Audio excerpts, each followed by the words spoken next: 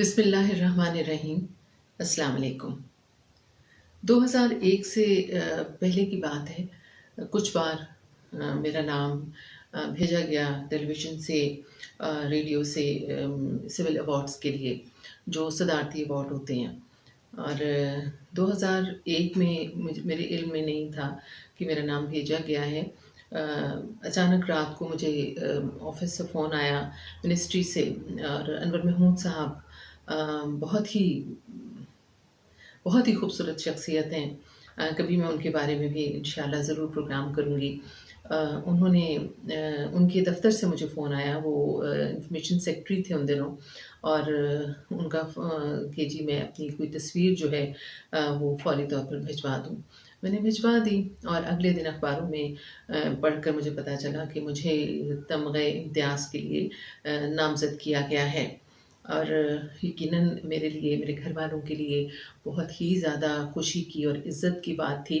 और ये award announce होता है और उसके बाद मार्च में मिला करता है। तो उसके बाद ये हुआ कि मेरे मार्च तक का जो टाइम था, उस दौरान मेरे घर में ये एक सिलसिला चल पड़ा कि मेरे साथ जाएगा कौन। तो साकिब साहब ने कहा कि तुम्हारे वालिद को जाना चाहिए। तो मैंने अपने अब्बा जी से कहा, बहुत कहा। साकिब साहब ने भी कहा कि आप मेरे साथ चलें, तो अब्बा जी ने इनकार कर दिया। अब्बा जी ने कहा तुम अपने नाना जी से पूछ लो। मेरे नाना जी भी उन दिनों हयात थे और F6 में रहा करते थे। तो हमने अपने नाना से पूछा जाकर, और मेरे नाना ने भी इनकार कर दिया। कहने लगे कि नहीं, मैंने भी नहीं जाना। फिर अब्बा जी की तरफ हमने रुजू किया। अब्बा जी ने कहा नहीं, साकिब को ले जाओ। फिर साकिब तो बहरहाल ज़ाहिर है उन्होंने जाना ही था। तो मुझे अच्छी तरह याद है, मैंने ग्रीन कलर का जो है वो एक सूट बनवाया।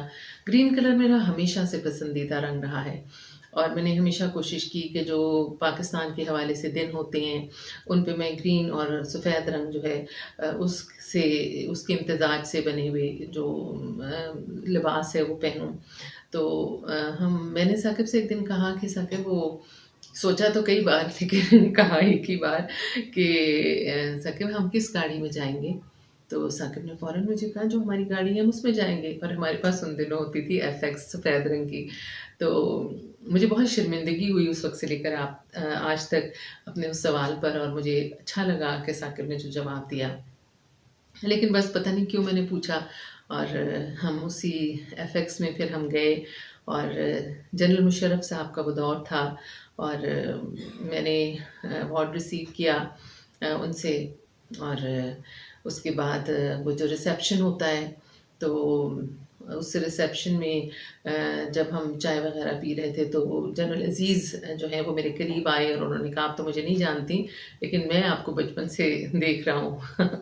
और उसके बाद वो खुद हँसे बहुत इस बात पर, और मुझे आज तक उनकी शख्सियत जो है वो नहीं भूलती। बहुत ही इम्प्रेसिव और प्लेज़ेंट शख्सियत के मालिक थे वो। उसके बाद फिर हम सीधे अपने नाना जी के घर गए अवार्ड लेकर, और वहाँ पे मेरे सारे घर वाले मौजूद थे। मेरे अब्बा जी, अम्मी, मेरे सब बहन-भाई, मामू, मेरी खाला, आंटी गुलज़ार जो हैं वो, उन्होंने बहुत अच्छी चाय का इंतज़ाम किया हुआ था। और उस दिन मेरी ख़ास तौर पर ड्यूटी टेलीविज़न पे लगाई गई थी खबरनामे के लिए कि मैंने उसी दिन अवार्ड लिया है, तो मैं उसी दिन खबरनामा भी पढ़ूँगी। और ये भी मेरे साथ एक बहुत अच्छा मेरे इदारे का सलूक था, या एक अच्छा जेस्चर था कि उसी दिन मैंने वो खबरनामा भी पढ़ा। और बहुत लोगों ने मुबारकबादें दी, और बहुत ज़्यादा मुझे खुशी हुई। ज़ाहिर है आपको इस सतह पर, हुकूमती सतह पर सराहा जाए, आपकी सलाहियतों को, आपकी खिदमात कह लें, खिदमात क्या हैं, बस अल्लाह ने रोटी-रोज़ी का ये एक सबब बनाया हुआ है। तो लेकिन बहुत खुशी हुई इस बात की कि हुकूमत पाकिस्तान की तरफ से मेरी ये जो थोड़ी बहुत काविश है, कोशिश है, इसको सराहा गया। और मैं बहुत एहसानमंद हूँ अपने इदारे की, हुकूमत पाकिस्तान की, उन लोगों की जो इस सब में शरीक हुए कि मुझे ये एज़ाज़ मिल सके। और सबसे बढ़कर उस ज़ात की जिसका मुझ पर बहुत एहसान है, उस रब्बे करीम की जिसने मुझे हमेशा नवाज़ा है मेरी कोताहियों को पसे पुश डालकर, नज़रअंदाज करके। शुक्रिया।